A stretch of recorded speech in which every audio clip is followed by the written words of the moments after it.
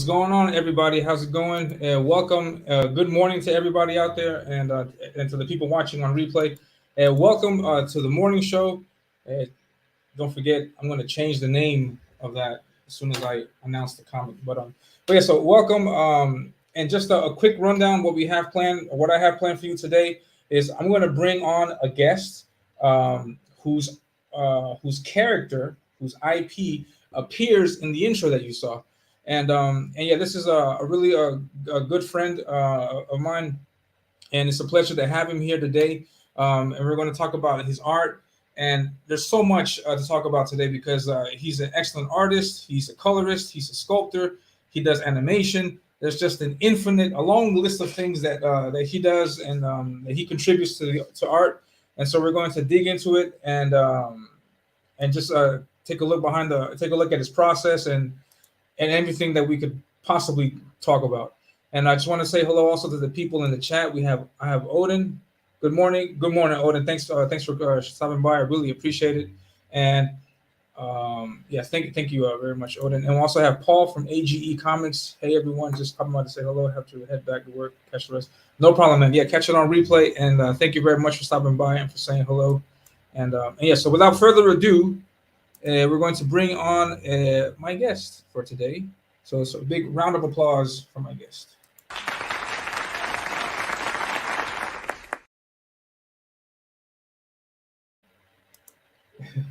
Hey, we have Shadowpunk. How you doing?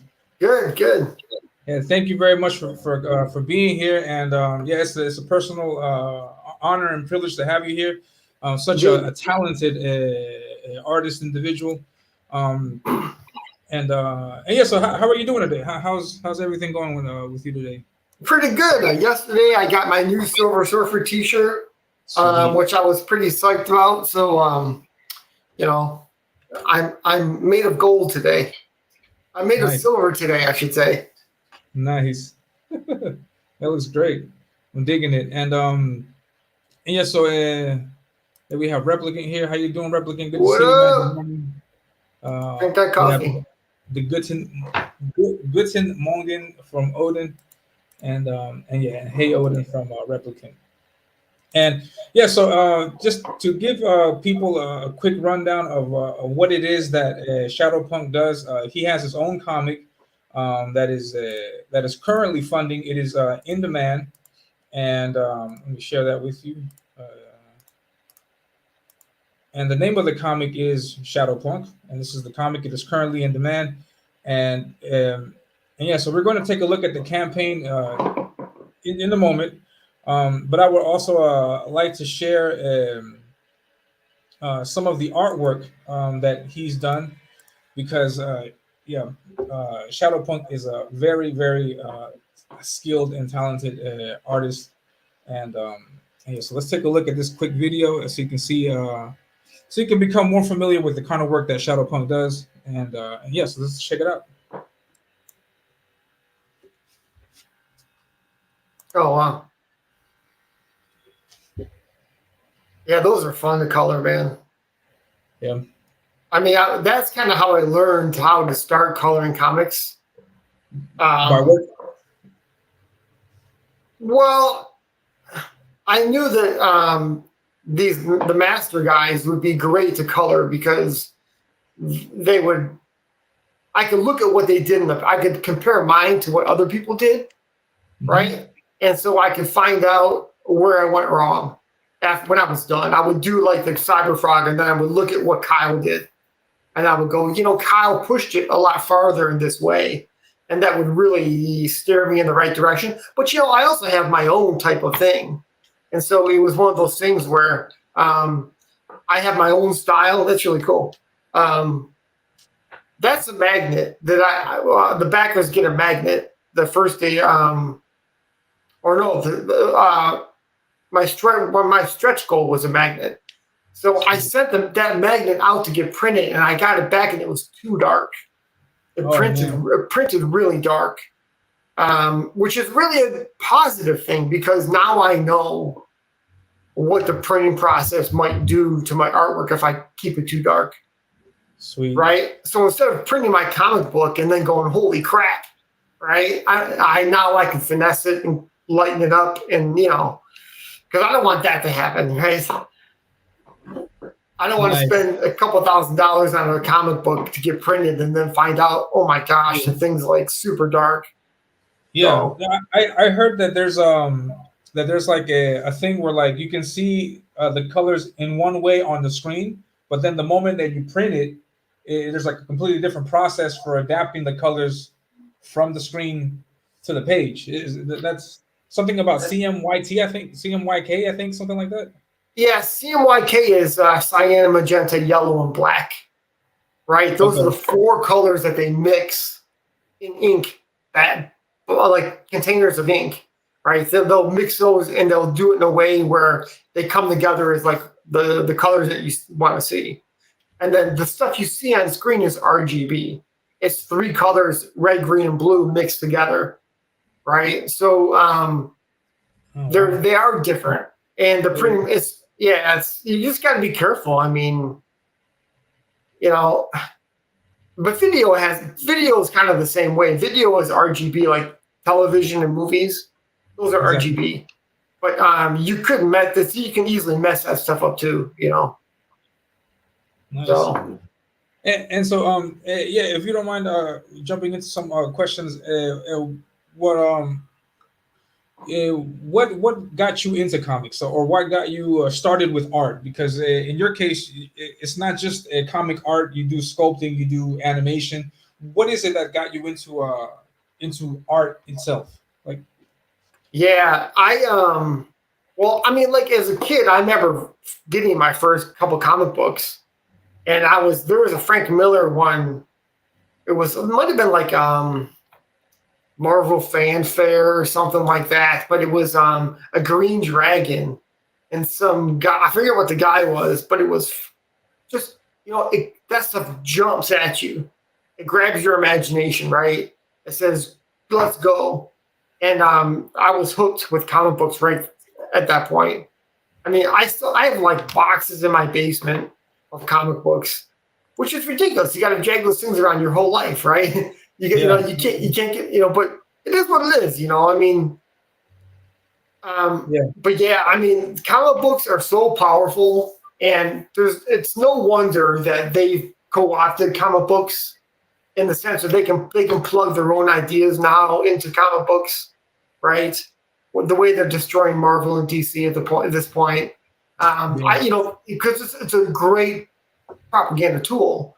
But as a kid, I'm just like, man, the Silver Surfer. I mean, come on. I mean, he is so freaking cool.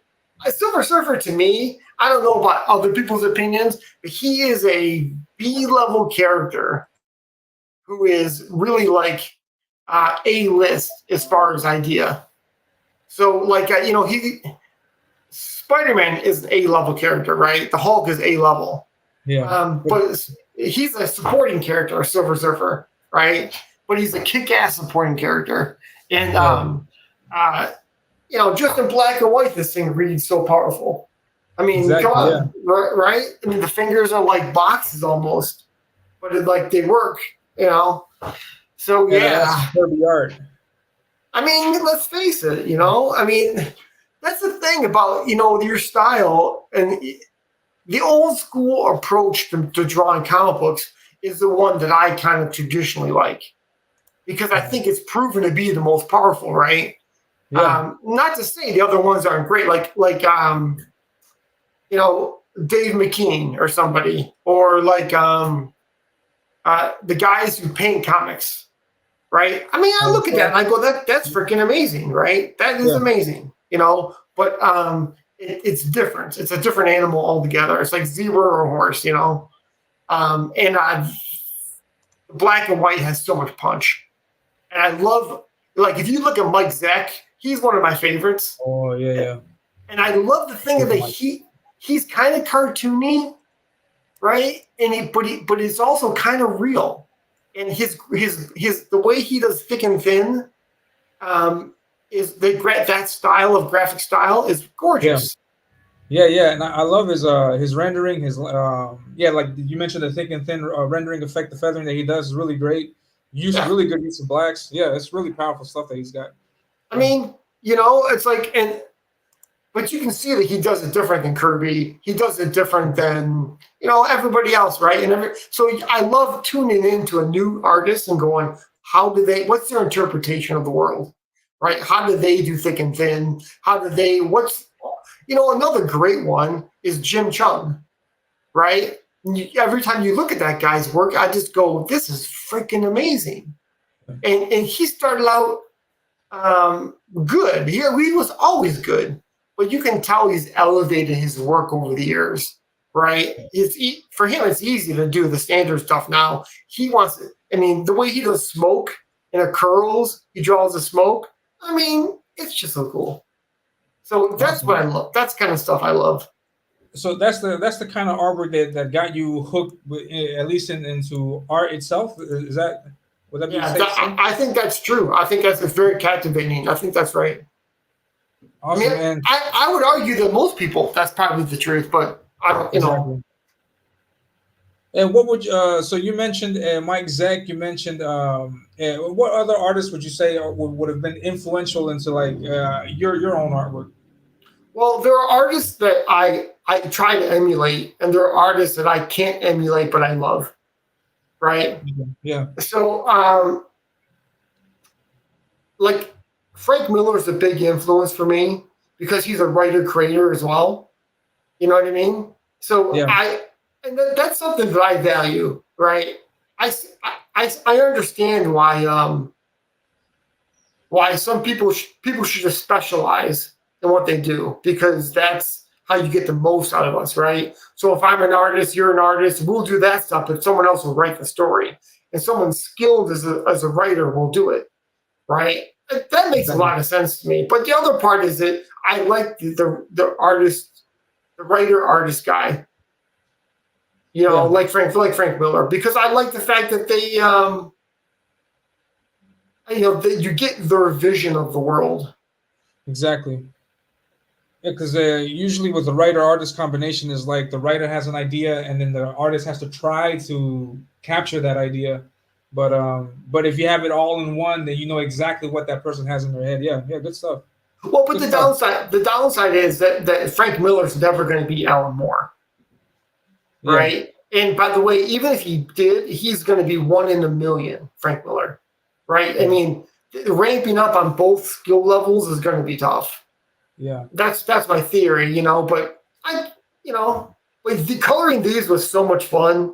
I'll be honest, man. I mean, his art, Cyberfrog has so many angles to it where like you can color his armor a billion different ways, and get something cool out of it, right? Because he's rendering these shapes like in the arms that give you the highlights and give you the reflected areas and the shadows. And you can do whatever you want with that stuff.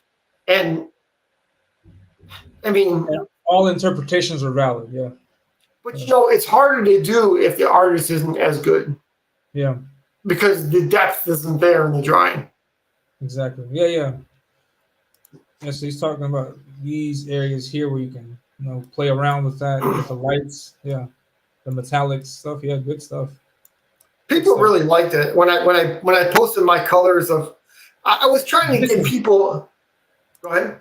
Go ahead. You were trying to get people.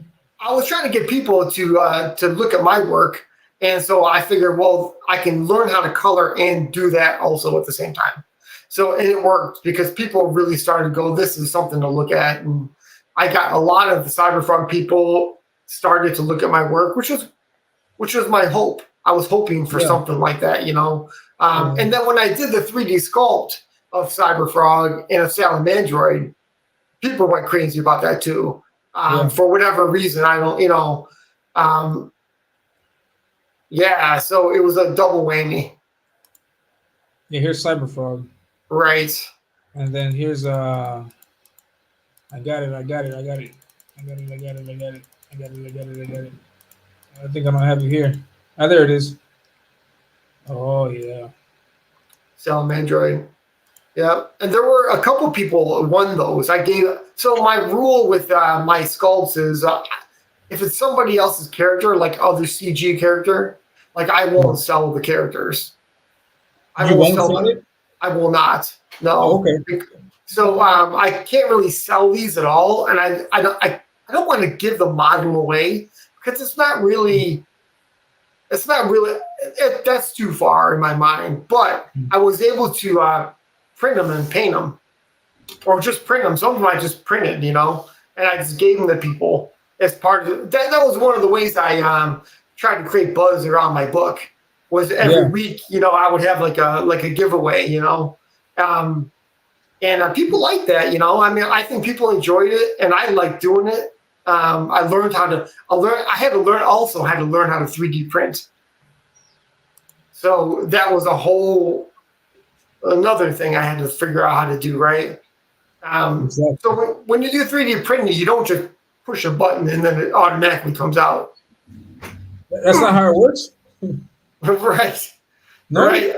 No. Wow. Come to find out, there's about there's like a dozen different things that have to line up.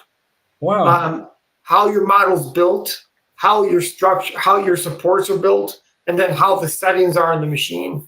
And so if you don't, for example, Batman's half his body could be melted. When you spend 8 hours, you go, oh man. Oh. Right. So like wow. the Silent Android took about 18 hours to print. So just to do one. Wow. So you could get it, and then like half his face might be melted after 18 hours. And what would cause it to melt? Like just like the setup of the printer? That's it, or maybe the complexity of the pose of the character? No. Well, mostly what it was you know how like when they do construction on big buildings, they build scaffolds around it. Yeah. So when you do a 3D print, the model in 3D looks like that's what they look like. But okay. But the way to make it printable, you build scaffolds around the character. Oh, nice. And so that way, when it prints, like Cyberfrog's fingers, right? It prints like a pancake. Like it stacks up, boom, boom, boom, boom, boom. So if all of a sudden it's printing a finger over here and there's nothing to connect it, it's just gonna. Oh wow! So your supports have to be correct, and there's no way. Correct is a really vague term. Correct means you've messed around with it for a while and you figured out what it was, right? Yeah, there's no scientific way to do it. So it is. So yeah, nice. So what was the first of these abilities that you ventured into first? Did you become a colorist first, and then jump into art, or did you do sculpting first? Did you do? Oh no. Which? Yeah, I mean, coloring is the last.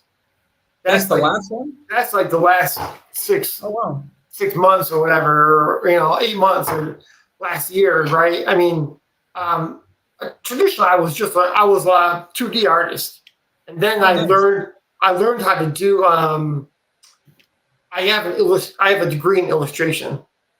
Okay. So but when I graduated, I went into animation eventually, and my animation was more like compositing, motion graphics, special effects, right? So anything from like, hey, we shot this car on the freeway, but we can see the camera with the truck in the reflection of the car. The Ford doesn't want that. They don't want to see a guy with a big camera in the reflection of their car. Exactly. And can you take it out while the car is moving? Oh wow. And so can you those are the wrong rims for this year. Can you put a new rim on the car? So I ended up having to do stuff like that, and I learned most artists, let's face it, most artists are self-taught. I mean, Shane, these we all sit down for a decade and start drawing, right? Yeah. So I learned all the 3D stuff self-taught. Wow. Yeah, and someone can say, hey, here's how the interface works. right? Like here's how Photoshop looks and works, but you're gonna have to mess with Photoshop to kind of figure it out, right? Yeah.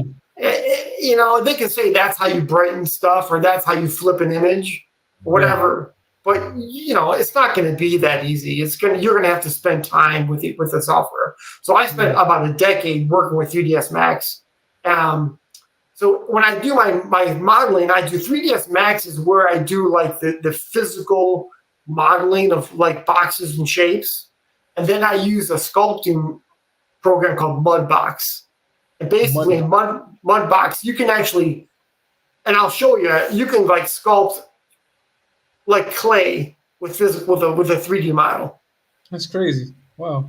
And you can also paint in there, so you can hold a text any image in front of the geometry and like a spray paint, and that image will be on the geometry.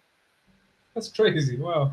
And I'll show you, and it's super simple, but but it was a ramp up. It probably took me like 5 years with Mudbox to really get it down, you know. And by the time that, you know, I mean, it's crazy to get where I am now. Just like all you guys, you have to learn a zillion different things, right? Yeah. I mean, you literally have to do like, oh yeah, that's right. Yep. The General's got one. Yeah, those are awesome. 18 hours to print those Salamandroids. So love it. Anyway, yeah, it was great color in Ethan's work. It really helped me. Like this piece is really cool of Shadowpunk. Now I would go, it's way too dark for print. I would have to actually lighten it up quite a bit, you know, but now I know. So sweet. One thing, another question about the 3D modeling. You make it on the program, you print it. Is there any? But I'm assuming it's limited to just one model, and you can't, like, for example, mess with the idea of like mass producing one single figure, or is that something? You can mass produce. Oh, wow. I mean, for example, here's one of the Reapers. Joe Sontag's Reaper. I did that for him. But for example, you can do.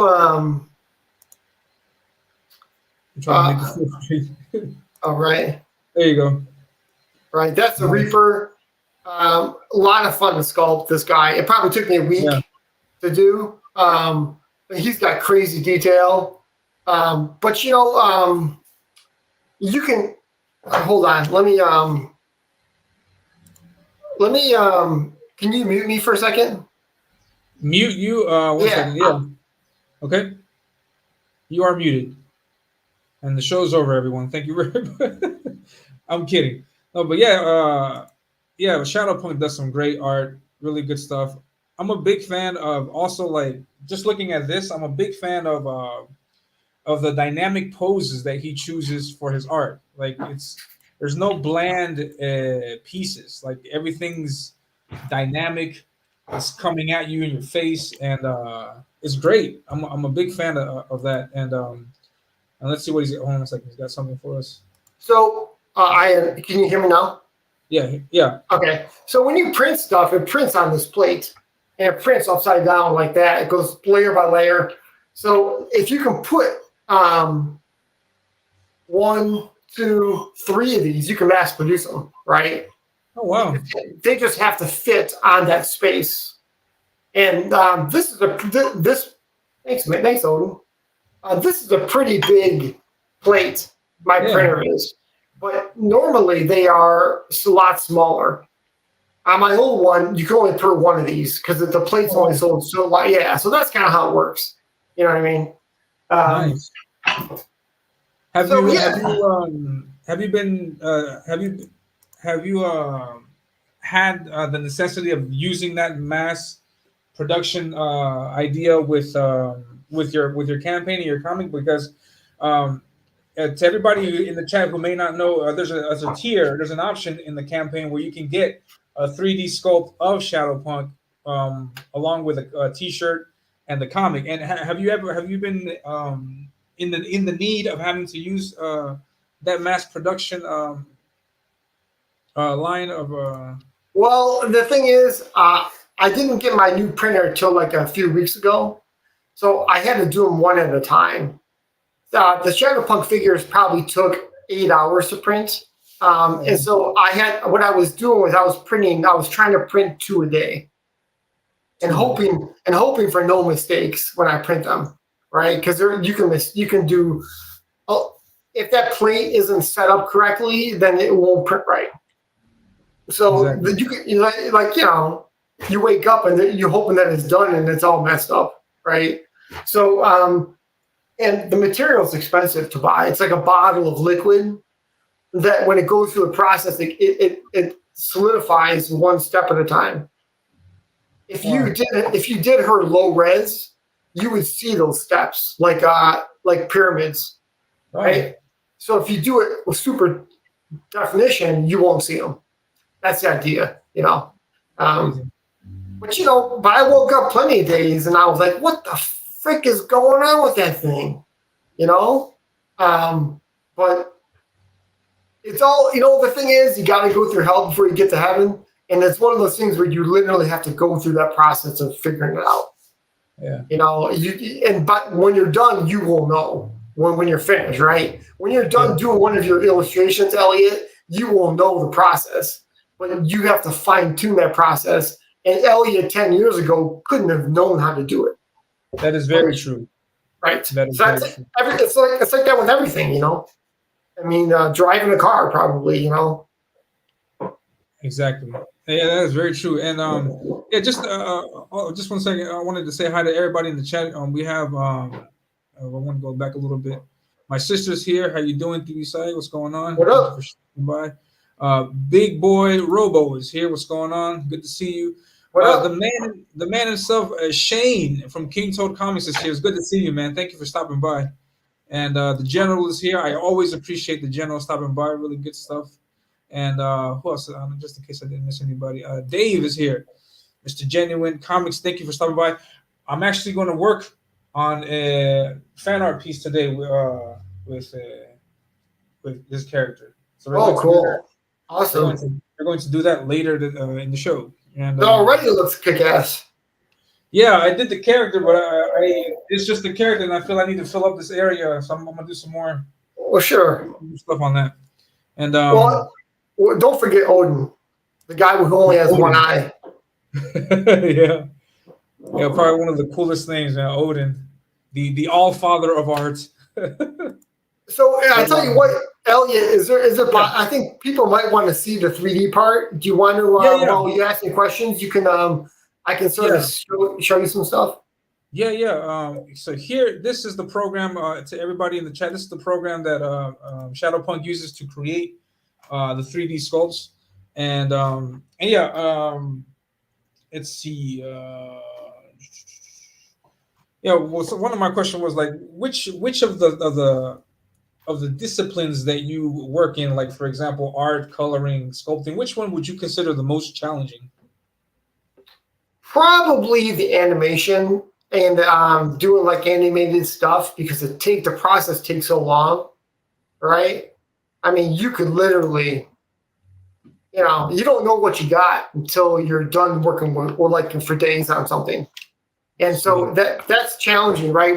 At least with art, with drawing, you can see what you got right away. Exactly. But animation stuff the process is so layered. Nice. I'll just do some Mudbox stuff while we're talking. So Mudbox is like you can do this with models, right? You can you can sculpt them like that, right? You can do you can sculpt in mirror.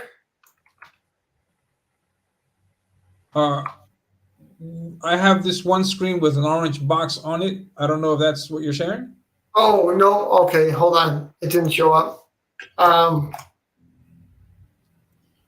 Let's go through that StreamYard thing again because that's how it'll recognize my thing.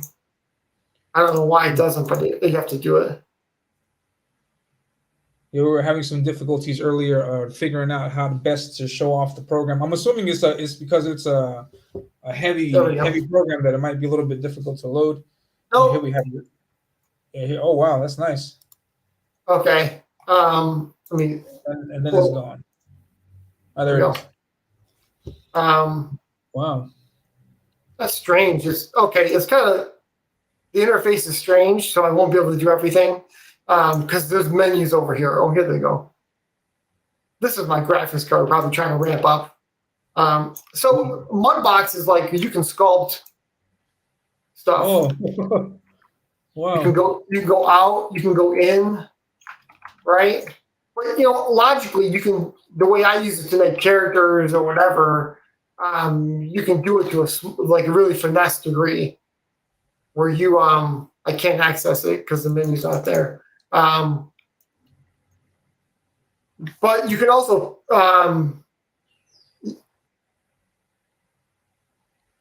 you can use stencils and only do it in those areas, Wow. right? And you can see the model's kind of thick, but if you subdivide it, where there's a ton of vertices, and then do something like what I just showed you, right? It's only Yeah. pushing through the areas that you do. And then you can also paint with it.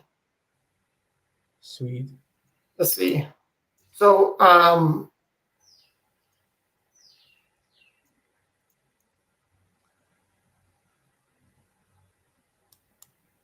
right.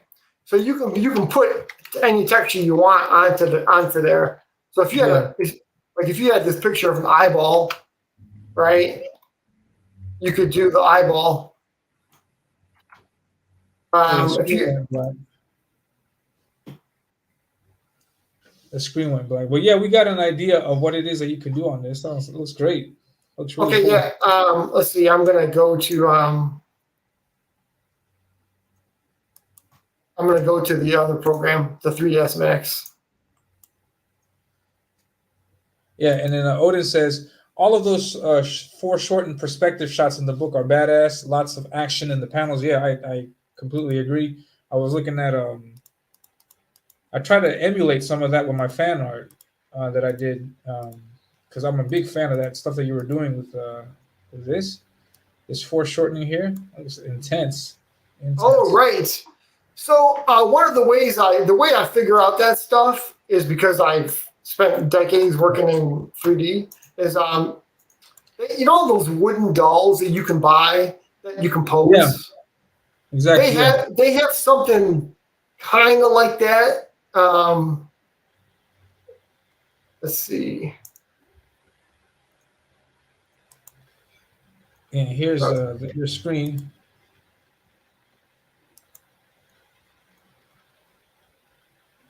Yeah, my graphics card is having a hard time keeping up with all the programs. Let me see if I can imagine. Yeah, it's a lot of. So anyway, in 3D, I have a figure that I can move around. So the way I do it is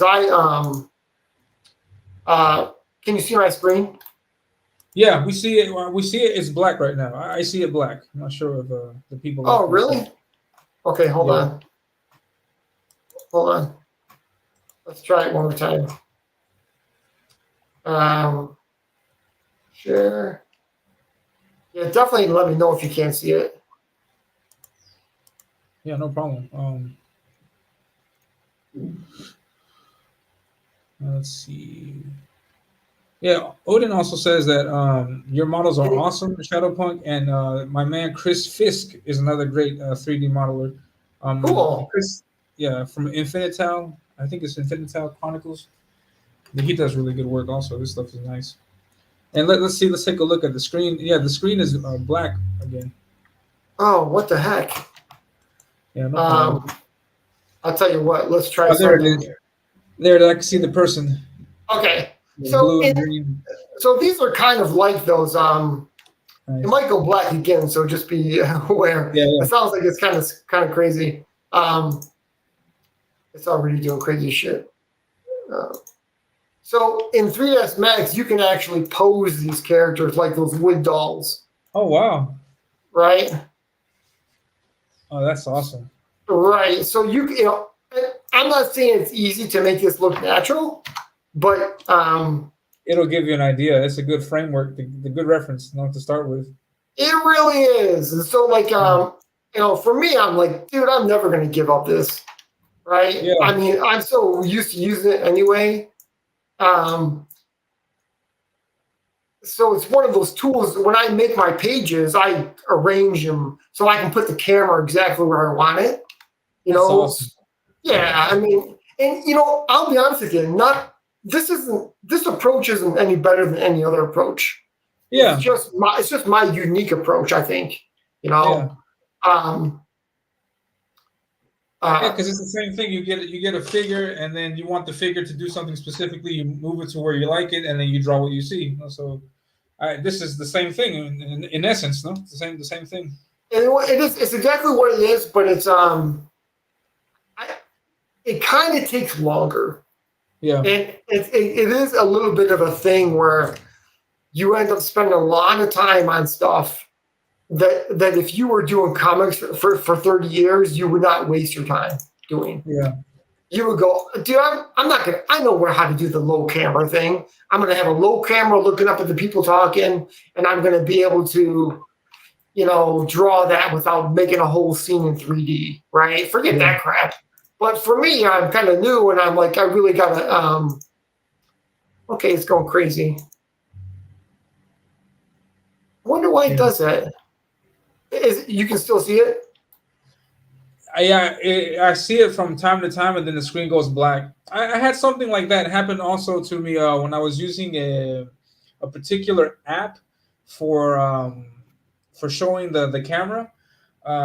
It works perfectly fine on the computer, but for some reason, like when I enter StreamYard, it'll go black, and it just like blink, blink, blink, blink, blink, blink, black and blank, and I don't know. I'm assuming it's something with StreamYard. No, my guess is that it's the graphics card that records the desktop, and then also runs a 3D program. That takes a lot of firepower. That's my guess. Yeah, I can try it one more time. But anyway, so that's kind of my process. I love doing it that way. I love being able to arrange. Also, you can do things with a camera where the focal length on a camera, so our eye is like a 45 millimeter lens, okay? But you know how there's like a thing like a worm's eye camera or a fish eye camera? Exactly. You can do that. You can do that in 3D. So so that's one of the things where it's like it's cool that you have the ability to do like the girl in panel 3 is flatter than the girl at the bottom.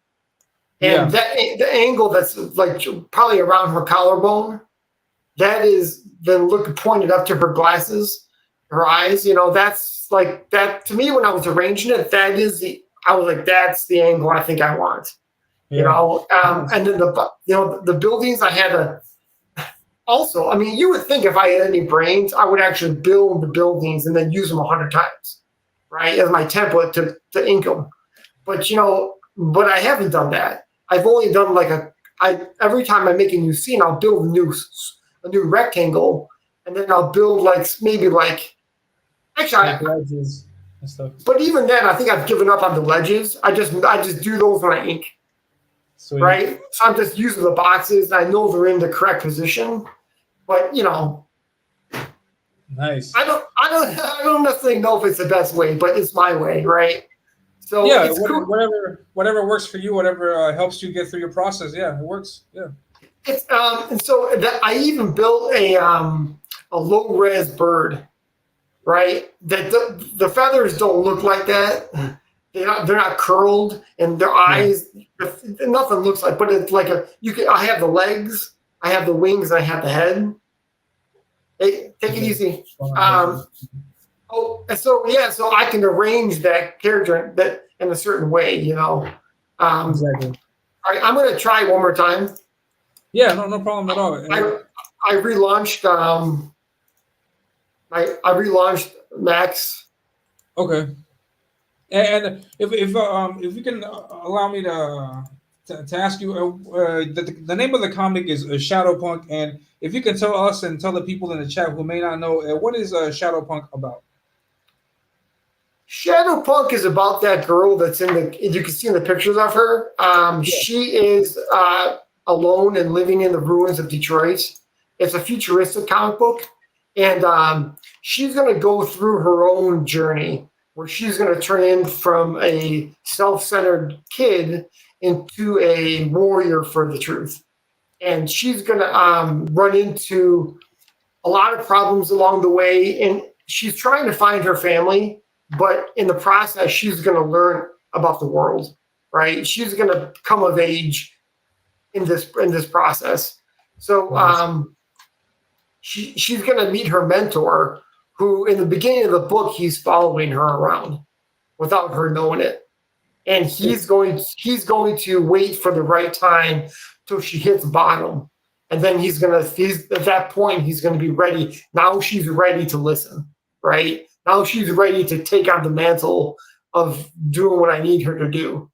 And so there's a guild that runs the city of Detroit, like a criminal organization. And he wants to take down this guild, and all she wants to do is find her family. And in the process, they're going to find out that those goals are one and the same. Nice. Awesome. Yeah. This is the mentor, I'm assuming, the mole? Yeah, the mole, yeah. Sweet. And why this futuristic setting and why in Detroit? What inspired you to make this setting for the story? Well, one, because I live just a few miles from Detroit, and then B, I went down there and I took a shitload of photographs. So like I want to use architecture from the actual. You know what I mean? What I would like to do actually is get a drone so I can get some high up shots. That would be awesome. Yeah, it would be awesome. But I'm afraid that the wind down there is crazy. I'm afraid that the drone would actually get knocked around. It might not. Then I have to buy a drone that would cost a shitload of money. But, but I know people go, why don't you just go on Google 3D Maps and I can do it that way. But I want to just. The thing is too is that growing up in this area, I've seen how the powers that be have basically emptied Detroit, and they have turned it into something that it used to be something awesome, and it's Motown. It used to be the place to go to get music, knowing all the good stuff, but now it's not that good. It's the city itself today, just like in my book, is totally corrupt. Yeah. And nobody in their bright mind would spend money like opening the business down there if you didn't have to. I don't know how the people that do it, I don't know how they do it. I bet they go through the whole chicanery of paying off the government to get their licenses and all that, their permits and stuff. It's crazy. So that alone, I've always thought to myself, the people of Detroit are so strong and they've gone through so much, and they are, they say that about a lot of cities, right? Yeah. But Detroit has been literally kicked through a lot, and people stay because they love the city. And, it's one of those things where it's got a lot of rich history also because of not just the music, but it's the center, the capital of the car industry. So, yes, this is a historic place. Yeah. So it's one of those things where I figured, it's what I know, and it just when I started to think about it, I'm like, that would make a whole lot of sense. Yeah. It's still a great city. And, the sooner that they kick out the government down there and they let the people live their lives according to the way they want to live, the better it will be. But so I figured, well, what better setting for my book? Because I understand, it's in my bones. I understand it,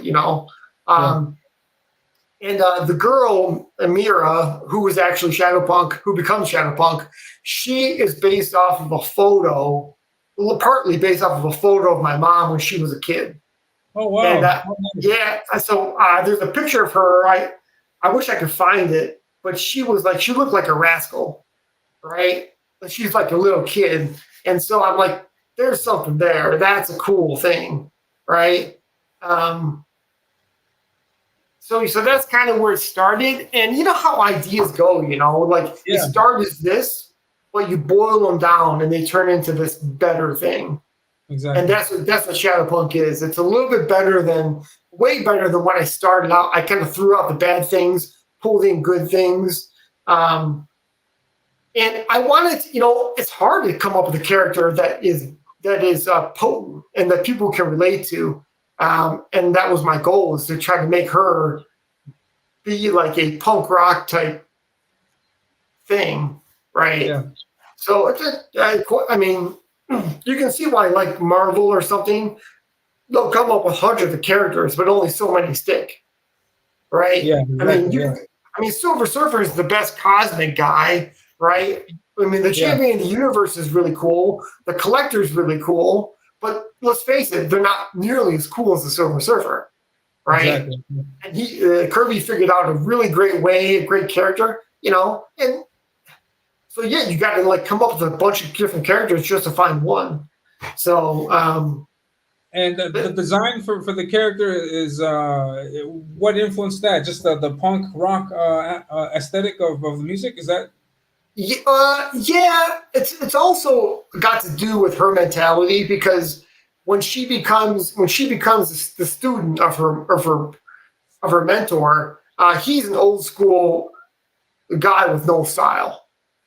Yeah. The original, you'll find out in the book, the original armor doesn't look like her armor, and she's like, "This is, I'm not doing this.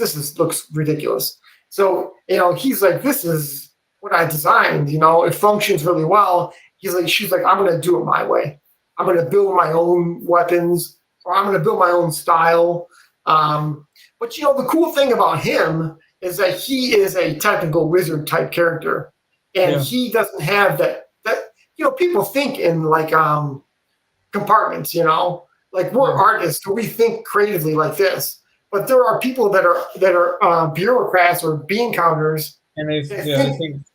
But that rules our world, right? And the stuff we make also does that too. So he doesn't think like in an artistic, cool, or even a rebellious kind of way. And she's going to teach him what it is to make an impression, right? Nice. So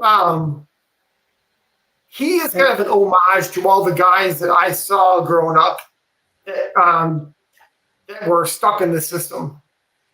And he's like a Renaissance man, this guy, the mole. He creates all the technology. He's the only one that can understand the old world technology and spin it to do what he wants to do. One of the scenes I've been working on in the comic is I had a DPS laid out where you saw them going into his lab, his secret lair, and that's where he has all the technology, right? But I had panel, all this stuff, right? And I was like, that's cool. I mean, that could be like any other page. But then I said, what I'm going to do is I want you're looking through a giant building, like a huge building glass window with the window panes and all that stuff. Yeah. And so you're looking at it, and through that you can see almost the entire lab. And the panels make almost the boxes that you would have a box, but they're natural boxes because they're window boxes. So you follow them through. So I drew them here, I drew them there, I drew them here, and then the conversation goes all through one giant panel. Oh wow! That's awesome. And so I had to build it in 3D because I'm going to do it a million times, right? They're going to be in this place a lot. So I had to build it. Right, that took a while, and I'm thinking, well, and I tried to build it as simple as I could to not waste time. But there's like an elevator at one point where they get out, and then they go down all the way down, and they're in front of the giant building, the giant glass windows, and it took a while. But I wanted to make it out in the comic book. I want to have creative solutions to telling stories, and then I want them to be not all the same every page. So, for example, some of them might be these panels just like you do panel pages and splashes. Yeah. I want to within those, I want to make those all unique ways of showing the story. I don't know if Yeah, that that's makes any awesome. sense. Yeah. Yeah, that's a really nice way to play with the medium. Also, no, that's really good, really creative.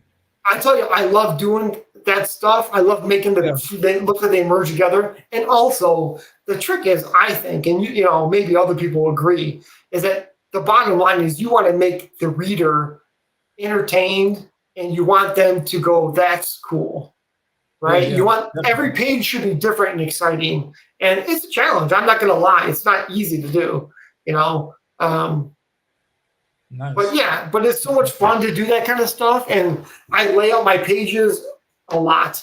I lay out every page and I change it. It's almost like if you were doing it, Elliot, you would actually draw out the figures and scale them up and photocopy them or copy them in Photoshop. And then Yeah, you would scale them up and down and rearrange them till they get the perfect thing. yeah. The composition that you like, no, the layout that you like. Yeah, that's awesome. That's awesome. Really good stuff, man. And you're doing, if I'm not mistaken, the writing, the coloring, the inking, the lettering, everything in this book. Is that correct? Unfortunately, that is correct. Why do you say unfortunately? Well, I would have it no other way, but it takes longer to do. And Okay, you know what I mean? And so you end up I'm probably gonna have somebody help me do the flats when I do coloring. okay, Um, but it's also not cheap, right?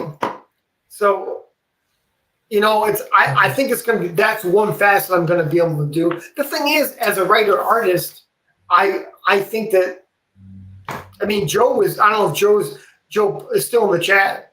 But he's Joe, a writer. Yeah. Was it no? Is it Shane, Shane? Shane.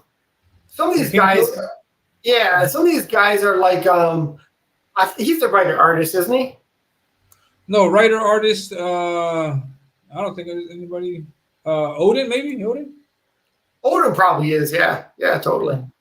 Well, anyway, I guess the thing is, I think that's a cool thing to get my world. My world Exactly. doesn't mean I have somebody else color it, Exactly. Yeah. right? I'm not saying I'm not saying my way is a good way to do it. To be honest with you, what's his name? Telepathic Bunny said I have a horrible case of Lone Ranger-itis, where I've got to do everything on my own, right? Yeah. And he's not wrong. Yeah. But it's just you know, it's tricky because you also have to explain to somebody how you want it to look. Yeah, that's also one of the challenges. Also, yeah, working with someone else is trying to get them in your head, so they can be on the same page. Yeah, And as an artist, I generally I like all kinds of artwork, and I don't like telling other artists how to do it yeah, because their way is valid too. But now you're working on my book, so I'm yeah, forced to tell you how to do it, right? yeah. That's true. That's And also true. so that's I don't know, it is what it is.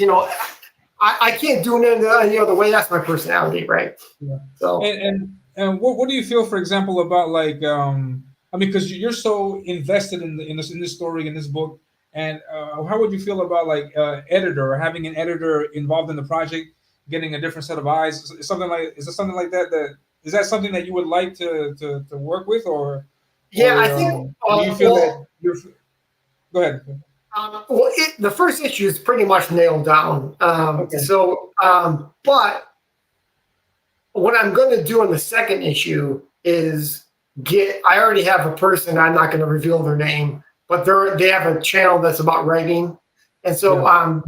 I'm gonna get them to spitball ideas, and so to really make it as exciting, even better. It's up the game on number two. Because I think, because for example, I'll say, here's the story I've laid out, and here's the things that are going to happen to her.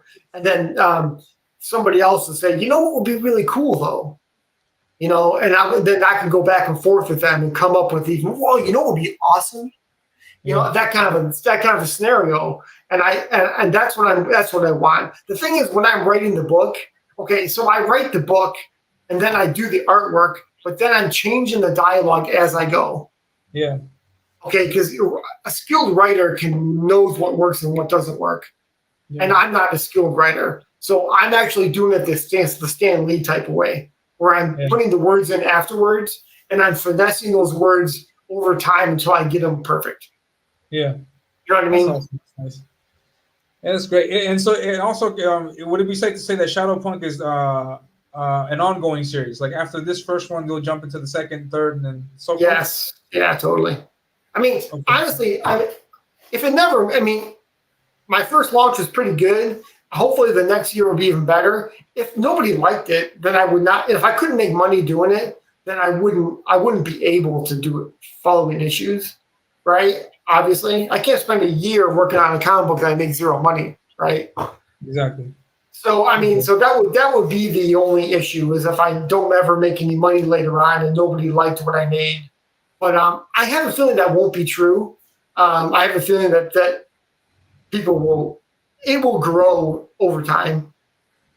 Yeah, and speaking of which, how do you feel about the reception of the comic? Do you feel that it met your expectations? Because the campaign is now currently in demand. You've ran through the 60 days. You see how people have reacted. I'm a big fan. And how do you feel? How would you analyze the reception that you've had with the comic? Well, the whole process was unique, new to me. So for me I didn't really know exactly what I was getting into when I even before I launched, right? Before I launched, I had about 266 signups, and then the day of the launch, I had like 50 people bought the book. So I'm like, that's a whole lot of people that missed it, that I have to convince. They're out there, but they, maybe they're on the fence or something, right? Or who knows? I mean, who knows the reasons, right? But the goal is to connect with people, and I think the way that you really connect, the CG YouTube way is to connect by your personality. I'm the big shot and talk to me all day, right? But I think the other way is for your character to do that connecting for you. Yeah. And my hope is that people will become invested in her story. Yeah. Because that's going what to be the major selling point. Though is with the people liking the character, I guess, to a certain extent, more than the creator. I would probably say. Yeah, I mean, it's strange what people are attracted to. So some people might look at this image and go, "I love the vicious attack she's about to unleash on somebody," right? And some people might go, "I love the colors." Yeah. Right. Some people I like the white spikes and the white teeth, and that's what I really focus on. So you never really know what people are attracted to and why, because we're all different, right? I'll tell you one thing. What I'm really excited about too is that I'm going to do conventions next year. When I'm done, and I'll be honest with you, I don't know how you feel about it as a creator too. It's it's almost like a lifetime goal that has been achieved. If I can get to the point where I'm at a convention showing my book with your comic in hand, that's awesome. That's the end. I mean, it's crazy, right? It's almost like what world am I living in that I made it this far? And I'm sure a lot of people think that way, but to me it was so anyway, so back to the whole campaign thing. I wanted to make more money, but nobody knows who I am, right? And so nobody has any idea what Shadowpunk is about. I mean, I shouldn't say nobody, but I don't know what the numbers are of people that buy CG comics. Let's just pretend it's 1,000 people. Yeah. Okay, I don't know what the number is. Okay, but only a fraction of that know of my book. Yeah. Right? And I mean, so when you see Eric July or you see Ethan Van Sciver, those are the real numbers of people that buy CG books. Exactly. right? So the goal is to get out there and to, over time, is for your book to catch fire and for people to gravitate towards it. Yeah. So yeah, so I mean, the campaign I thought went really good, and Yeah. I don't know, I had like around 140 backers, and I printed so many characters, the figures of her, and I Yeah. painted them, right? That took a long time to do that. And if I had double that, I would be like crazy. Yeah. Because I'd be printing one at a time, right? And so it was really like it kind of worked out perfect because I was able to manage this campaign and get the things done. This is my first campaign, so learning all that stuff. And so now the second time I do it, I'll be more prepared to deal with what I need to get done. Um, Yeah. and Yeah, because also so I was gonna say, like, considering everything that you've taken on, like, with the inking, the coloring, the writing, the developing the story, with doing the t-shirts, the sculpting, 3D. and the 3D sculpting and stuff. Do you feel like you've maybe taken on too much, or but you're saying that you've managed your times, and will you be able to offer these things again in the future? Oh, not only am I going to offer that in the future, I'm going to do more and bigger. More. Well, that's awesome. So yeah, so I think it worked out perfect. Like, Yeah. I think the hand of God said you can handle this much. Yeah. Nice. You're gonna, because if you were too much, you wouldn't be able to do it, right? So you got it. This is perfect. Um, so yeah, so my next campaign I'm gonna do. I'm gonna do a Kickstarter probably in the late of the year. I want to get as much pages of the book done before I do the Kickstarter. Yeah. And And how many pages is the book? Sorry to cut you off. it's 52. 52. Wow. Um, but it's one of those things where okay, everything's totally laid out. Panel per panel, everything is laid out. Oh, nice. Okay, but I'm changing it as I go. I finesse it and making it better. But Yeah. that Just is to, totally, it really is a dream.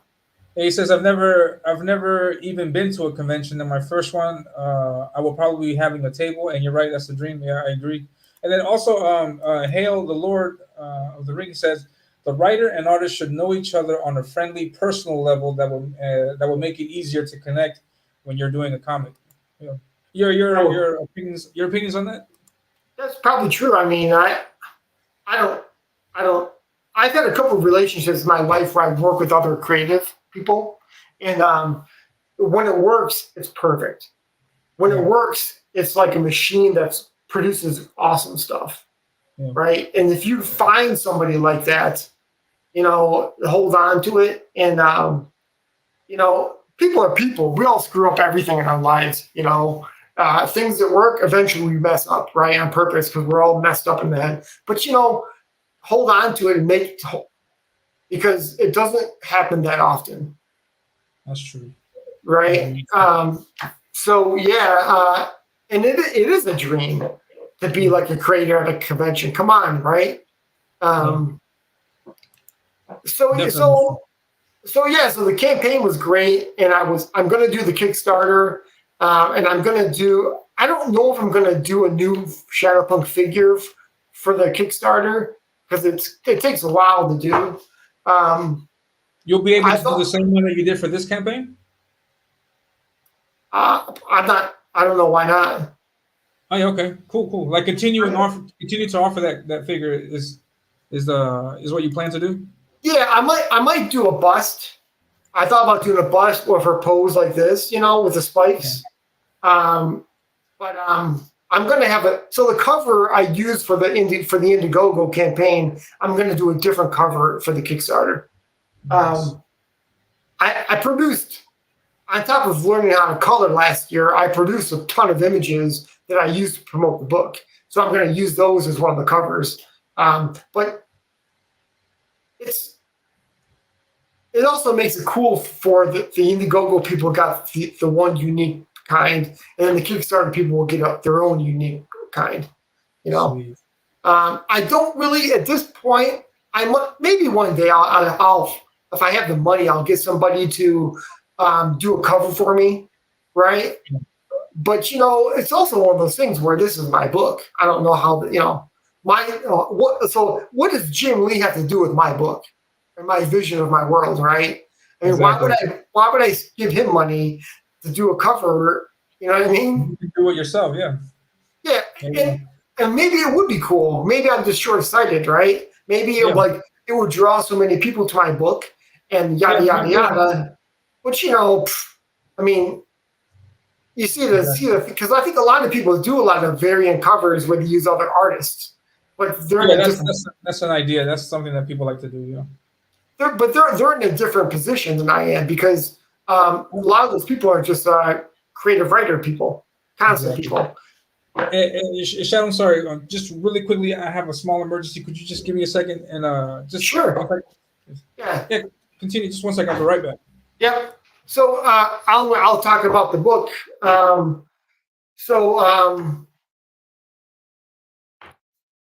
If I could get the 3ds Max up and going, I would have. I have her in 3D right here, where I'm able to flip her around, and I can show you the 3D model of Shadowpunk, which is really cool to actually see. Let me see if I can see you guys' comments. 1101. So Hojo's the last person to talk. I've never been to a convention, and my first one. Okay, cool.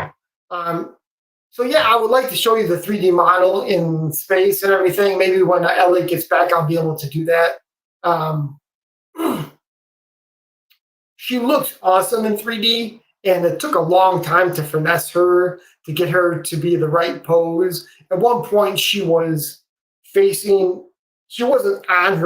laid back as much. She was more upright in the beginning, and I got her to be. The more I did it, the more I realized I wanted her to be really, really far back with her leg up and everything. Yeah, I love that pose that you did. I really enjoyed it. I think it looks really dynamic, and which is a constant thing in all of your artwork for the comic.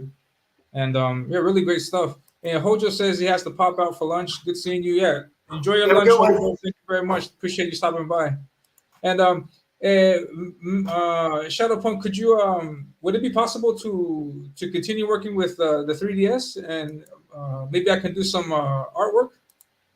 Well, yeah, let's try it. I mean, let's try one thing first. Okay. Is there a way for me to go just me? You know how normally like I would share my screen and everybody else would disappear? Okay. Is there a way to like this?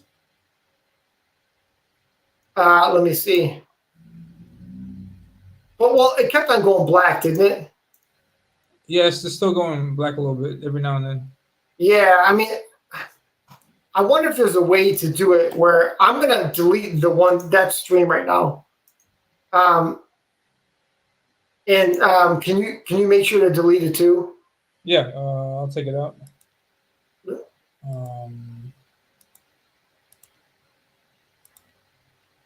Oh, I'm sorry. I did something wrong.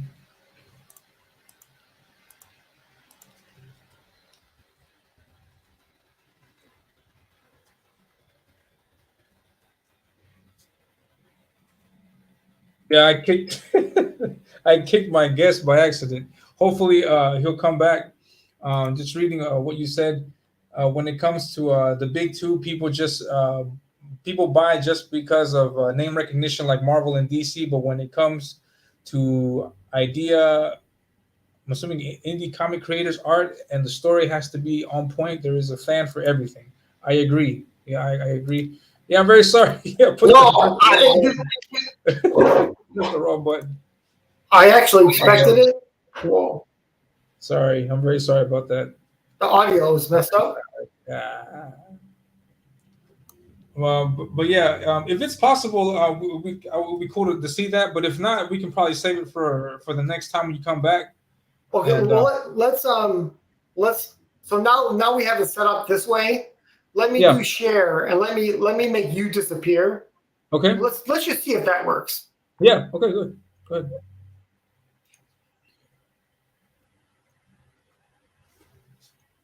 Okay. Now, can you see my program? Yes. Can you see me moving the images around and everything? Yes. Right now, yes. Yes. Now, let's just see if this works without Okay. doing anything else. All right. Yeah. Continue with Because that, and I'm going to adjust my camera, and then so they can see the art, and then yeah, just continue with that. Yeah, that works fine. It's not blacking out at all right now. Yeah. okay. Just give me a second. Let me adjust the camera. I think that was the thing. I think that there's too many things going on in that process, and I think that's why it was kind of messed up. Let's see here. So while he's doing his, I'm going to show you guys some 3D stuff. This is sort of how you model 3D. You kind of do everything in boxes. You start out with a box, and one of the reasons you do this is because the computer understands that. For example, if you make it like a cylinder, you see how there's boxes here, but these are flat and empty. That is not good when you end up going to 3D print. It says, what the heck is going on? These things don't connect. So when you do 3D, you do want to make everything kind of out of boxes. So every shape, every facet is going to have four corners to it. While Elliot's getting this thing up, I'm going to just mess around with making this Sandman helmet. Great. Yeah, that looks perfect. Okay, good. I'm going to try one more thing and risk the hand of fate here real quick. Show the audience the sculpting tool again. Do you think they saw that? I see it perfectly right now. Like you see everything you're doing. No interruptions. Okay. Nice. So you can do like crazy shit, and I'm doing it with a mouse. I don't have my tablet on this computer, but for example, you can use the stencil, and you can sculpt only that area. Wow. Right. So you can do really cool stuff, and that's kind of how people do like this is how you make a figure in 3D. I'll make it out of boxes. I won't use the one that they use, but let me see. They also have what they do is in this program they actually start you out with they start you out with some super basic characters. They even give you like a T-Rex, right? And you can just see how it's like there's only so many, but you can see the boxes. If you subdivide it down, it gets more dense, and then you can do more detail. That's kind of how the thing works. Almost like a zoom in type feature where you like get closer in with smaller boxes. Yeah, totally like a mosaic or something. If you want the detail, you want to have it to be more subdivided. For example, let's say you want to do scales on this guy. You could use a template that you find, or leave like a photo of like a reptile and do this stuff like that. Right? Wow. And it's even so. Then you can also. I'll show you this other thing that's kind of cool. Just like in Photoshop, you have layers. So let's just say I do a layer, and I'm going to call this layer skin. Yeah. Just so I remember. You can actually. You can do the sculpting on that layer. Let's say you do it, right? But then when you're done, you can actually erase on that layer. Let's see. So now let's say I don't want it. Is unaffected? Say again. And then the rest of the piece that you're working on is unaffected. Like it just would work on that one layer. You work on that one layer, and so if you have a sculpt on that layer, you can erase parts of it. Nice. So and then you can also, even crazier, you can import masks. Where just like in Photoshop, you have a mask. You can have like an elf, like a it'll use the image as the mask for that sculpt layer. Oh, wow. Right? It's crazy. You can do. I mean, this is how I made all my characters in the animated movie, and this is how I sometimes still use it when I do like certain sculpting things. But That looks great.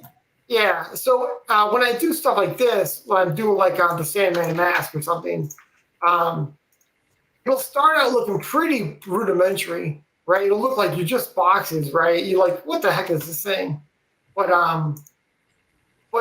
you want to get these boxes right. You want to get that basic shape correct, and then you can subdivide it and give it detail.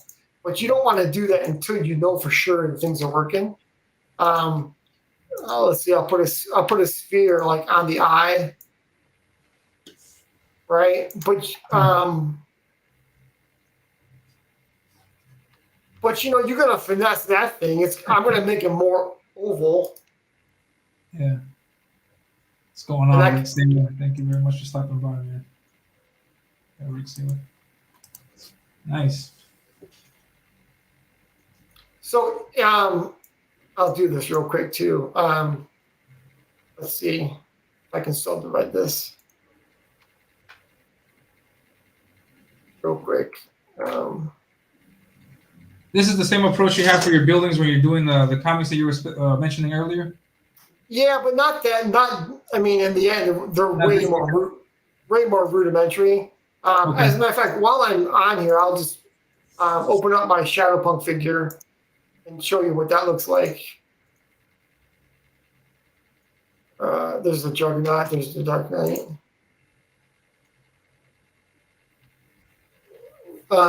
It takes a while to open.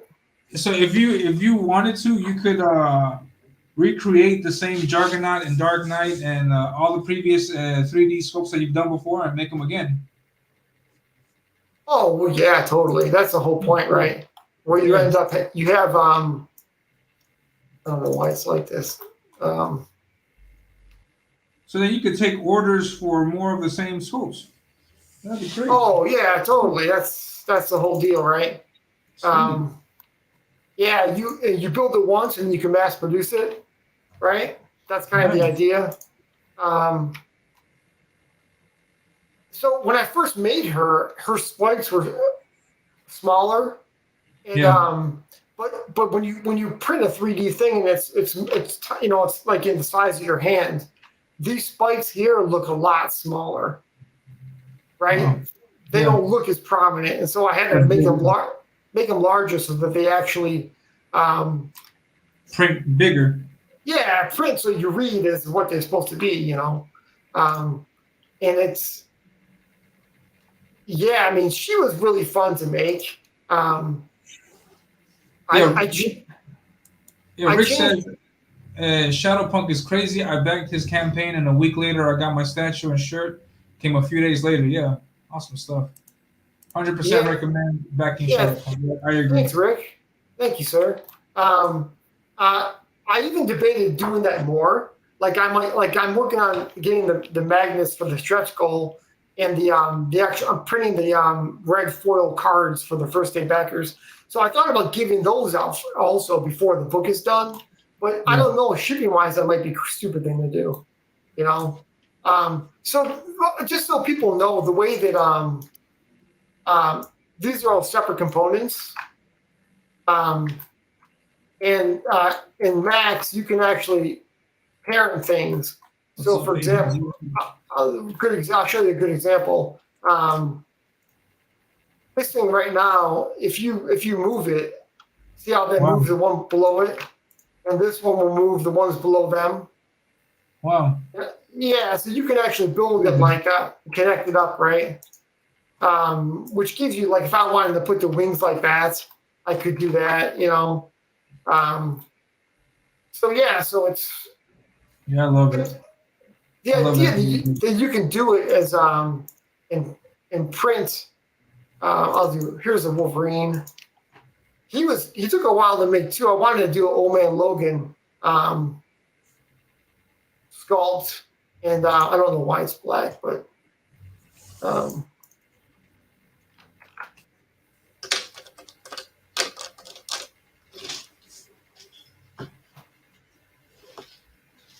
Oh, that's great. And since you have that, who's your favorite character, comics character, apart from Shadowpunk, obviously?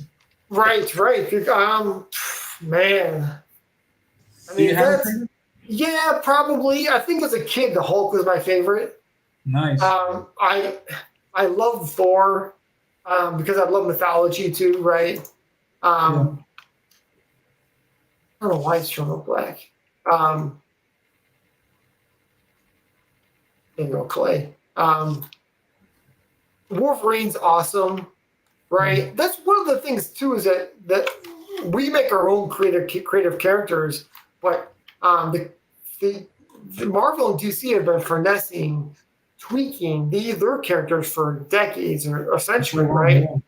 Or so they're boiled down to their coolest version, kind of a Yeah. thing. And as new creators, we don't really have that. Um, Yeah, we have to start from scratch. Get people invested from zero, from nothing. that is a challenge, right? That is Yeah. one of the things where you got to go. This is going to take time to make this work, and you can't really get around that process. Here is the Dark Knight. Sweet. Was that So influenced by? That was influenced by Frank. yeah, that is that photo that you showed where I painted it. You can see there was mud on his feet. That was supposed to be. This is him in the mud pit after he took out the mutant leader, right? And I think in the Nice. photo it's kind of like this angle where you're looking down on him, and the Yeah. guys did that in the water. But he's one of the first sculpts I made. I made him about maybe 4 years ago, and I made him as a hero click so I could have a cool hero click. But I have a bunch of them that I made. I made Thanos. I made Superman. For my nephews. Um, but when I started doing my campaign, I realized people like the 3D figures.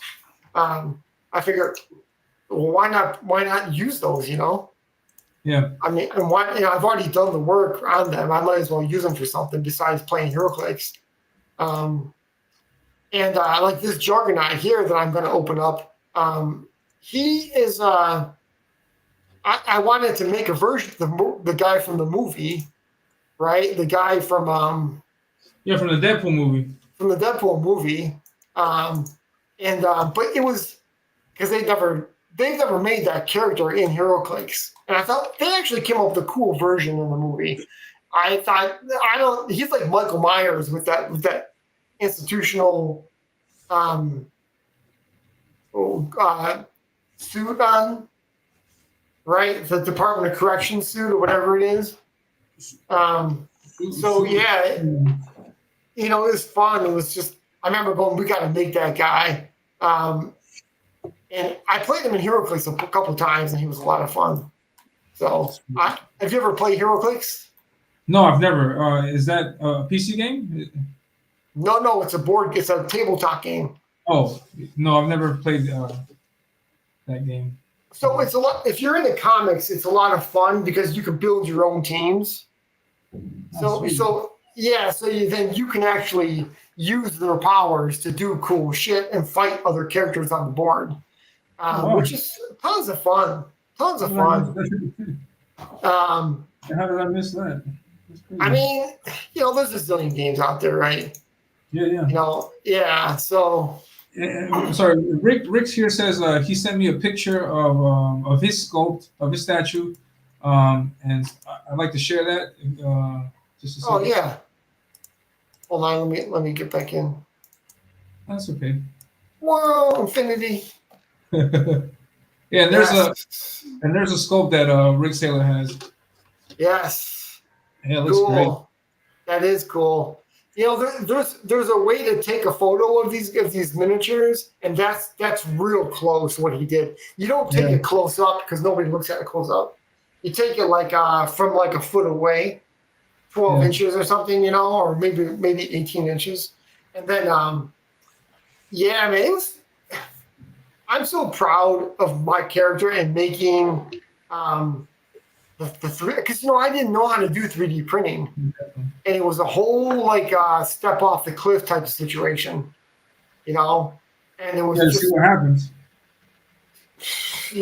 I mean, here I'm going to have to mass produce them and sell them to people and give people what they pay for, and so I'm like, is this even possible? And so you just never know how those things are going to work. Yeah. Okay, I'm going to try to click back onto my thing. Yeah, go ahead, no problem. And so Um, that's Rick Saylor's statue. He got it a week after backing the campaign. So back the campaign, and you can get your statue also. believe Yeah. it. So one of the things I'm going to do is I'm going to when I go to conventions next year, I'm going to be able to sell my comic, of course, but I'm also going to have I'm going to sell figurines that I've actually made, like Juggernaut, or I want to make this mask, this Sandman mask. At first I was like, "What are they going to come down on me for doing that?" Because I don't know. That's a good question because as far as fan art, I mean, everybody does fan art, and I guess there's no way of really controlling that. But technically, I think they can. But I don't know how it would work though with sculpts like that. I don't know if that's so. a thing. I contacted one of the convention groups around Oh, okay. here, and I said, "What's your policy for this?" And they said, "Well, we don't police it because it's not ours to police. Yeah. If somebody has if say DC Comics had a problem with you doing a Sandman figure, then that's their problem. They have to come and do something about it, basically, because it is fan art, and they're selling their fan art for a decent amount of money, right? Yeah, sure are, yeah. I mean, even if Jim Lee's at conventions and he's selling his stuff for a decent amount, how does that work, and how is that not any different? So, and maybe if I made a shitload of money or something crazy like that, maybe they would step in and say, Yeah, that would probably be the determining factor, like how much money it is. Because once money gets involved, that's when everybody, gets more involved in that situation. Yeah. that is, totally. So I don't know. I like making them, and at this point, I'm gonna do it. And if they want to stop me, I'll stop. I don't want to do anything bad, but I'll do it as long as I can. Yeah, so it's kind of crazy too. In 3ds Max, there are other things besides boxes and shapes. You can make like lines and stuff. And people that are watching this, I'll show you what that really is. You can make splines where you can bend them like this, right? So you can bend them around, but when you get like how you want it, you can turn that into a circle shape, like so forth, right? Like a cylinder, yeah. Yeah, and it gives you a lot of latitude in making shapes that are hard to make any other way. That's crazy. So, is your show normally on like early in the day? No, it's on at the hour that we started, which is 11 a.m. Eastern Standard Time, and then we usually go for about an hour. But yeah, with the art and stuff, we could sometimes go a little bit more than that. But yeah, so it's only in the morning. So yeah, I'm just wondering how that, like, as far as viewership, does that ever is that a hot time to do it? Is that a slow time to do it? I haven't really noticed. I mean, today we've had like maybe 5 or 7 guests stop by, and that's pretty good. Wow. That's an average for what I do. Yeah, because I'm a very small channel, and so yes, it's good. And I've gotten as high as 10, 11 once. But yeah, I guess it just depends on what people are doing that day. Because I mean, I would like to do something maybe at night, but I mean, my schedule just allows me to stream only in the mornings, and then at night I can't. And I mean, I've taken it rather well, I think, because there's hardly any shows in the morning. I know right now, for example, Don Chin is having his show right now, and then I Oh, know, for cool. example, that Luke Stone has a show tomorrow in the morning. But other than that, I mean, the mornings are like wide open for just to do stuff. But at the same time, people usually work in the morning, and every now and then we get people that have a day off, or maybe they're listening while they're at work, all type of thing. Like for example, my sister, she's at work right now, but at her job, she's able to work and listen to the stream. So Oh, it's like a cool. case by case situation. But yeah, it's just the only opportunity, the only time I have to show off, and then people can catch this on the replay later, and they can see the work you're doing. And so I think it works out for everybody. Yeah, it's the thing that it occurred to me that people are at work, so it's not everybody can watch. They will have to watch later, and because I've been trying to figure out why people stream, like why does Ethan stream late at night, or sometimes some people stream like in the middle of the night. Yeah. I'm like, I mean, I would never think there's an audience for that, but apparently there is. I mean, what the hell do I know? You Yeah, know? I mean, I did this at this time, thinking more about what I'm available to do, what I'm able to do, and not so much trying to jump into like the hot spot time slots. Right. But yeah, I mean, yeah, people can. The thing about YouTube and the streams is that you can catch them later, and then you can check them out, and yeah, so it's not 100%. They don't always have to be here live. I mean, it can be here later on. So, are you working on? Do you have a character? Are you working on your own creative, like IP? Yeah. I'm working on my own comic, and I'll show you in just a second. Oh, that's right. You were going I to show me off. I posted. There's two things that I'm doing. Let me see if I can find the art. Um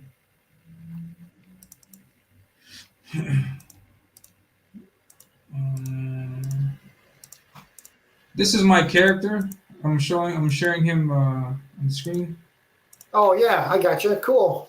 Yeah, this is the character that I'm working on. His name is Zadok, and he's the main character of my comic. And yeah, for the moment, right now, this is the only piece of art that I have about my comic. And then uh, I'm working on other pieces of art that I have some other pieces that are already finished. And I'm going to continue working on more. But my plan is to get like a good amount of art ready. Get the logo. I already have the logo for the comic ready. Uh, and obviously the name of the comic, which I have not yet announced. But I'll get all those things ready, and then I'll live stream it. Hopefully at the end of the year, but I'm thinking it may be January or February of next year. Maybe, I'm not sure. Um, uh, and so what I want to do is live stream it and then announce it officially. Like, this is the comic. This is what I'm working on. These are the characters. This is the story. And then from there on out, just focus entirely on the comic. And So, and yes, so, he's got a huge freaking sword. yeah. I'm heavily inspired by Final Fantasy. Of Yeah, course, yeah, it's cool. I love it. Yeah, he's and I love how the sword handles long, right? So yeah, it's two handed. He can do a two handed thing, yeah, um, exactly. Yeah, which would make sense, right? Because it's so big. But I also yeah. love that effect you have going on in the back. Yeah, I did that just for the sake of like trying to fill out the background without it being too like just without anything. I don't know if I can and actually now that I think about it, that could tie into the story to a story element that's going on in the comic. So Sure. yeah, I'll run with that and use that effect in for other concept art that I'm going to put out. Yeah, I like it's a nice graphic factor that you added to the illustration, and Yeah, it's something that it holds that montage of figures together, exactly. right? Yeah, that's what I was going Yeah. for. Sweet. So the shape on the right, is that like the logo? This on the right is like That's on the sword. like the best way to think about it is like a family crest, like a family symbol, and Right. this is something that belongs to him and his family. And the sword that he has was once his father's, and then his father's, and it's just like a family heirloom of sorts. And that symbol will represent his family. Cool. And I'm going to use that symbol also throughout the comic, and also with my you'll see, or you can see that symbol also in the logo that I've created for the channel and for my art. And yeah, I'm running with it. I'm going to use it. And then, yeah. Yeah, that's cool, man. That's I to me it's also, especially a character like that, like the villain is also had the other half of the battle. You got to Yeah, have a great hero, but you also have to have someone like that. You have to have a great villain. yeah. I Um, have I have this other piece. I can share this one piece of one of the villains in the comic. I have since redesigned this character.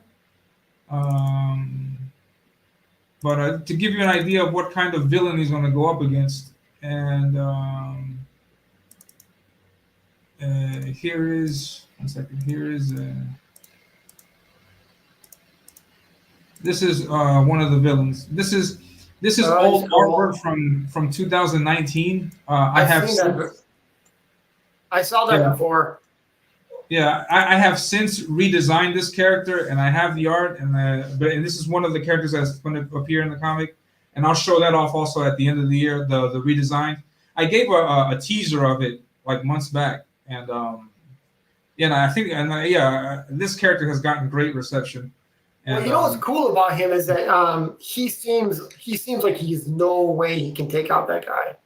And yeah even with that giant sword, that yeah this guy's like Doomsday. He's just it's over, right? yeah And that's a cool dynamic because that is the cool that's the hero's journey is to win yeah that, yeah right? exactly And so how the heck is that even going to happen?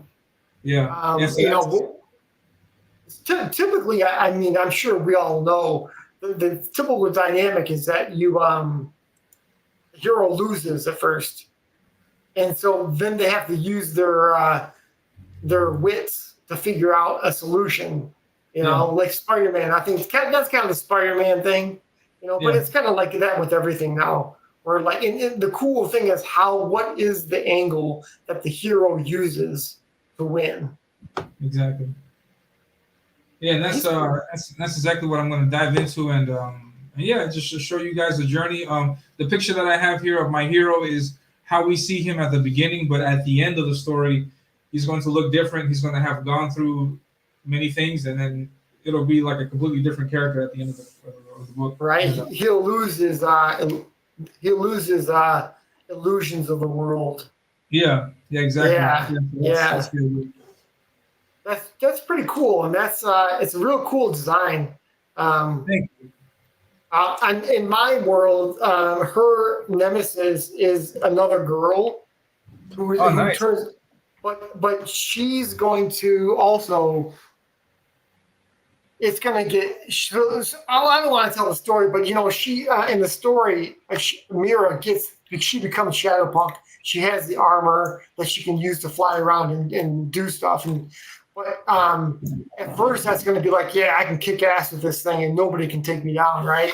And then things are going to change. Her nemesis is going to get her own type of backup, and that's going to knock her into next week. And it's going to be one of those cool moments where,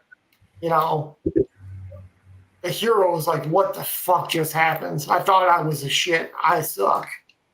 Yeah, exactly. And Because it's just fun to do that, in learning to write comic books. I don't know about you, but it's all about making the experience of reading the comic book entertaining. yeah, And it's kind of tricky too because not everybody likes the same things. Like I don't like dialogue dense books, but yeah, if you're like a writer and you love that, then you like that, yeah. right? So it's you got to make everybody happy at some level. I don't know how feasible that is. Yeah, that's very true. I'm experimenting with that also. Like, my initial gut was just, create something, draw it, put it out, see what people dig about it. But uh, one thing that I understood is that, uh,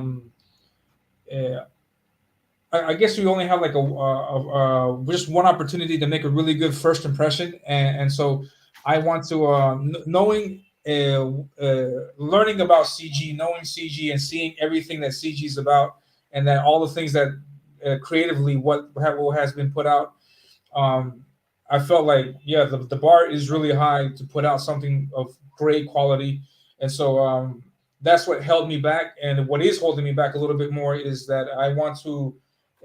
My initial instinct is to just go ahead, go for it, but then now I'm like, let me, step back a little bit and let me just make sure that I have it just right before I put it out, because, um, I want this to be something that I'm proud of, and I want this, and I hope hopefully people like it. If they don't like it, it's okay. I have no problem with that. I'll continue, working and making other, comics, um, but yeah, I want this to be like the concept that I had in my mind when I created this like years ago. Because this is, the story that I'm going to, make is something that I had in mind when I was like 18, 19. I didn't flesh it out so much as I'm doing it now. And so, but yeah, the story that I have, it's there, and I'm just trying to like, finesse it, as you mentioned earlier, and trying to get things to work just right. And yeah, which is why, for example, in my case, I've also, am looking to like trying to, get an editor involved, because on another project, I worked with an editor, and I was made aware of the kind of contributions that they can make to the creative process.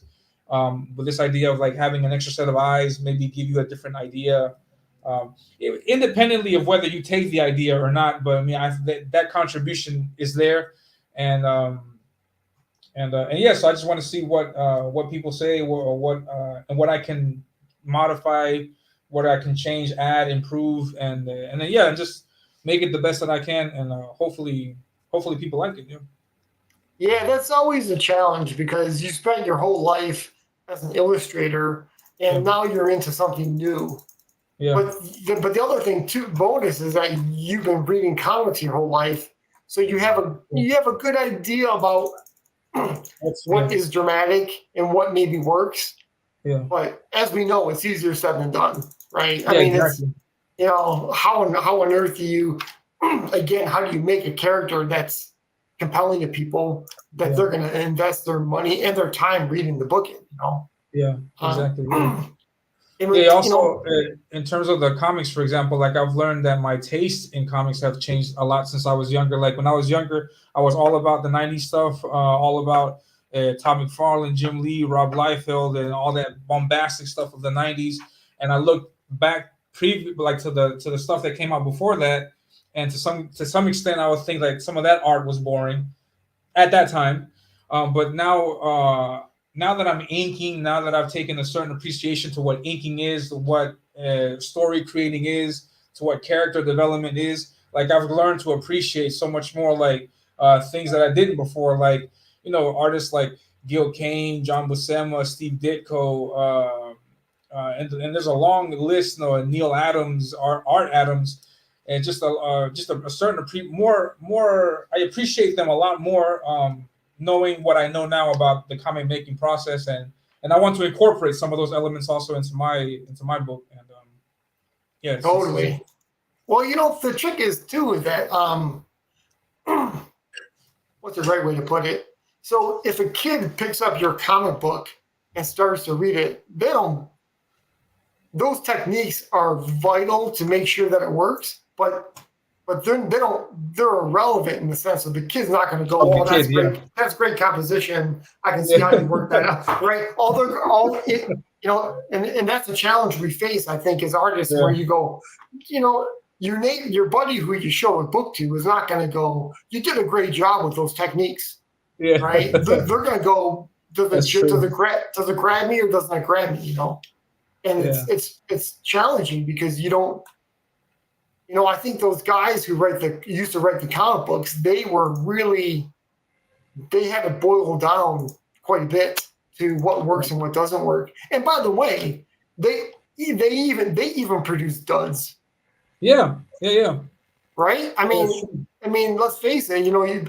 Frank Miller's not everything he's made has been a smash hit, and No, I'm sure some people love it because it's him, but at some no, level, you're like, it ain't The Dark Knight or it ain't Sin City, right? It's like not every book is going to be that compelling. exactly. Um, That's true. That is so very true. Yeah. and it's also one of those things too where um, today people love it, but tomorrow they don't. Yeah. And tomorrow, I don't like, it's gone out of. It's like a music. It's like music or something. People are into Yeah, something it's true. different today. Um, Exactly. so it's And tricky. yeah, yeah, it is a tricky. It's tricky. It's trying to. Yeah, I guess it's just like throw whatever you can out there and see whatever sticks and what people like, and then like the things that you feel that they like, do it again. Experiment doing other things, see if they like it or not, and yeah, it's just all about trial and error. I guess would be the best thing to say. See One what of the else is things, good. yeah, one of the things I've noticed in general with things and with the world, anytime like if you ever want to solve a problem, let's say you want to sell your book and get it popular, it isn't one thing that's going to make it popular. It's the artwork, it's the story, it's the colors, right? Yeah. It's your personality, Elliot. Mhm. Do people gravitate towards you? For example, if you're a total jackass, you have zero charisma. But if you're like Eddie Murphy, then you have 1,000% charisma, right? Yeah. So like somewhere in between, most of us fall, right? And so, but there's so many factors that go into making something work, and Yeah. even just like a musician, like a band, like it's not just the drums, right? Yeah. Yeah. That's true. It's a And lot of it's lot it, of different components that have to factor in. Yeah, that's true. That's very it true. really is, it's kind of like we all wish it was easier or simpler, but I know I wish it was, but it isn't. It is just it isn't what it is. Yeah, that's very true. And yeah, just I guess to wrap up, I think I've asked all the questions that I had. Yeah, I How long have we been on? for almost 2 hours, we're hitting to the 2 hour mark. Okay. Yeah. But yeah, if you can tell us, Shadowpunk, where can we find you? And yeah, so Uh, people can have an idea. yeah. So my book is on Indiegogo, Shadowpunk, and then you can find me. People can find me at Shadowpunk Comic on Twitter. On Twitter. Okay. So we have Yeah. Twitter and Indiegogo, and yeah, the Indiegogo campaign is it's in demand, which means that you get it, you pay for what you see here, and then you get it as Rick said, in a week or so. And so it's ready for you to get, and yeah, so please back the comic, support my good friend Shadowpunk, because this is really great work, and yeah, and as you can see, he's Thank going to you. continue doing great work, and yeah, awesome stuff. Thanks, man. Appreciate it. Yeah, no problem at all. It was a Um, you pleasure know, having you. Yeah, yeah, it's when I do a sculpt, it takes about a week to do, and the yeah, people that are watching, they can see my screen, they can see what we're doing. Um, it's a lot of slow stuff, man. You just like I'm working on this eyeball of the mask, and you're like, you know, it takes a while. You yeah, end up spending a lot of time, and it's like it isn't really watching paint dry, but it's yeah, kind of like watching paint dry, yeah. right? So It's coming together real nice. It looks great. Ye- yeah, it's Yeah, eventually I'll put those bolts, all the bolts in the mask, have the rims and everything, yeah, and these basic shapes are the beginning of, I'll make them look organic, yeah. so I really like this kind of thing too. I don't know if you can see this thing, like this The shape metal on strap. Yeah, it's kind yeah, of cool, it's yeah. I not like it. Yeah, typical. So I yeah. don't know, maybe I'll incorporate it. I'm not sure. Sweet. And yeah, to everybody, you can find me on Twitter, Instagram, Facebook, YouTube. I like to also thank all the subscribers out there.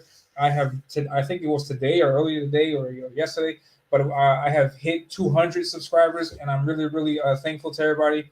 I don't know how I could go about doing some kind of giveaway. I don't know, but I don't know.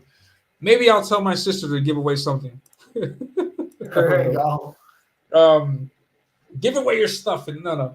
But yeah, but thank you very much. I really appreciate it, and Thank yeah, you. I'll be sure to continue posting more videos. If you have any questions about anything, you can leave them in the comments. And also please support our guest today, Shadowpunk, and I'll be back next week with another guest. This is the creator of the story. Uh, do you? I forgot the name of the book. It's Do You See Us? Something. Do You See Us?